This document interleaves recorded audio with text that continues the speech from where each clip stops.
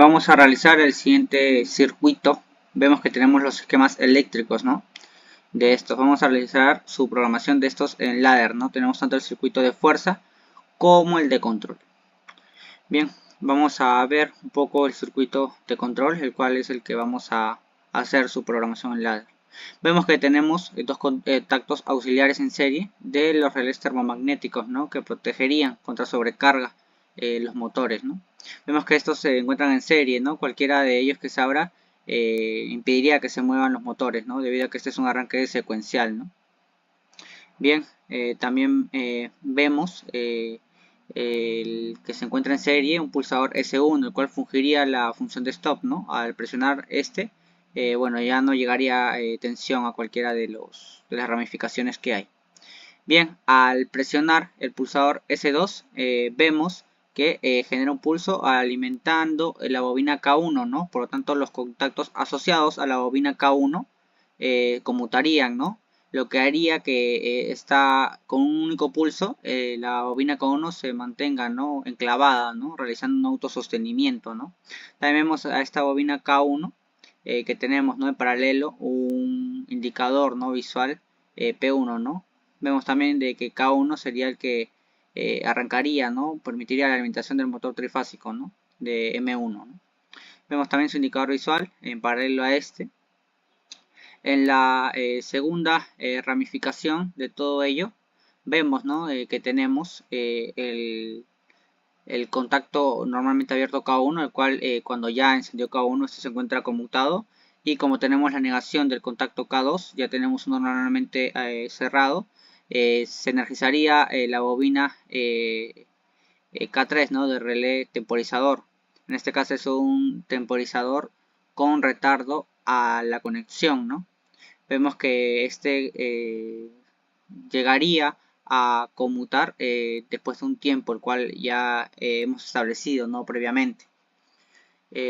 Su contacto K3 conmuta, lo que haría, ¿no? Un pulso en su momento, lo que generaría, ¿no? El autosostenimiento debido a que en ese momento K2 se energiza y como sus contactos conmutan, este se autosostendría, ¿no? Se enclavaría por sí mismo, ¿no? Llegando la corriente por el contacto K2, ¿no? Que se conmutaría.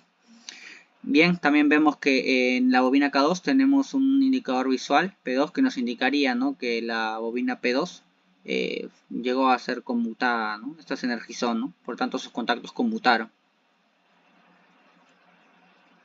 Bien, sin más vamos a pasar al tía portas. Vemos que tenemos la programación, ¿no? Ya realizada.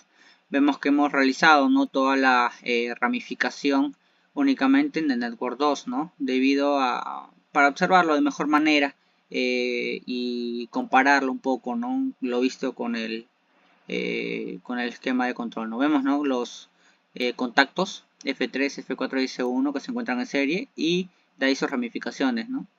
Vemos la ramificación en la parte superior, como la vemos, ¿no? El autosostenimiento, también la bobina K1 y también en paralelo, ¿no? Su indicador visual. La segunda ramificación, cuando ya conmuta K1 y por la negación de K2, vemos, ¿no? Que tenemos que energizaría el timer tone con un tiempo establecido de 10 segundos, ¿no? Debido a la sintaxis que le hemos puesto, ¿no? Vemos que se conmuta K1, conmuta sus contactos, se energiza el timer on delay, este se energiza, lo que al pasar el tiempo establecido de 10 segundos, se energiza la bobina, bueno, bota un estado alto por la salida Q y se energiza la bobina K3, ¿no? En la tercera ramificación vemos que cuando K3 se energiza la bobina K2 y sus contactos conmutan, lo que por la parte inferior generaría, ¿no? Un autosostenimiento, ¿no? También vemos que tenemos, ¿no? En paralelo a K2 el indicador visual P2 en este caso. ¿Bien? Bien, vamos a realizar la simulación de todo ello, lo mencionado, tanto de los indicadores y todos los motores, con el Factory. Ya tenemos todo cargado, el PLC virtual iniciado en RAM, el template respectivo para la conexión entre nuestro proyecto y el PLC virtual con el Factory, ¿no? Esta comunicación nos permitiría el template que se encuentra en el Network 1. Bien, vamos a pasar al Factory. Tenemos ya nuestra pequeña escena, ¿no? Vemos que ya la tenemos hecha.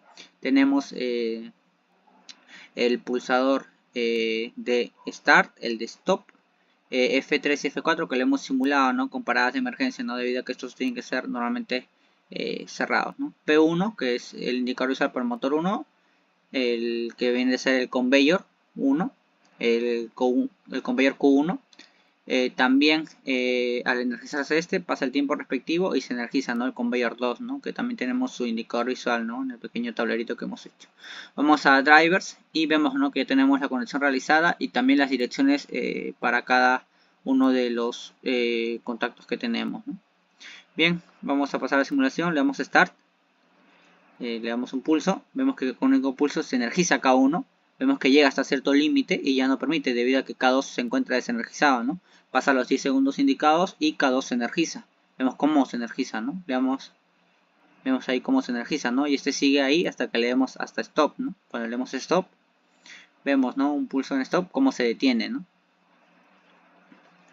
Volvemos, le damos de nuevo a Start, vemos, ¿no? Cómo también se enciende, ¿no? Nuestro indicador, ¿no? P1, que indica que K1 se ha energizado. Pasa los 10 segundos, se enciende Q2 y le damos a detener, vemos cómo se detiene, ¿no?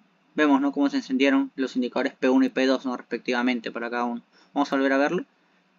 P1, vemos que se encendió, indicando que K1 se energizó, ¿no? Vemos que va a pasar 10 segundos. Vemos, ¿no? Cómo se encendió P2 y indicaron, ¿no? Que se energizó Q2. Bien, vemos cómo se realizó de manera satisfactoria eso, ¿no? Vamos a verlo en ambas pestañas para observar, ¿no? El flujo de corriente de nuestro programa en el TIA Portal, ¿no? Cómo es que se comporta, ¿no? Vamos un poco a la derecha, que es lo que donde se encuentra, ¿no? Toda nuestra lógica, ¿no? Bien, vamos a monitorear para ver el flujo de corriente, ¿no? Todo ahí. Vemos, ¿no? Cómo llega hasta cierto punto, ¿no? Vemos cómo llega ahí, ¿no? Todo debido a que los contactos de F3, F4 y S1 son normalmente cerrados, ¿no? Volvemos, le damos a Start, vemos, ¿no? Cómo con un único pulso se realiza el autosostenimiento, ¿no? Para la bobina K1, ¿no? Vemos también cómo se inició el tiempo, ¿no? Del timer, ¿no? Que es 10 segundos, ¿no? Vemos, pasa los 10 segundos, se energiza K3, se energiza K2 y realiza el autosostenimiento, ¿no? Únicamente con un pulso, ¿no? Vemos cómo ahí se realizó, ¿no? También volvemos, detenemos Stop y vemos, ¿no? Cómo se desenergiza todo nuestros motores, ¿no? Y vemos que se realizó de manera satisfactoria, ¿no? La programación en ladder de este circuito, ¿no? De arranque secuencial.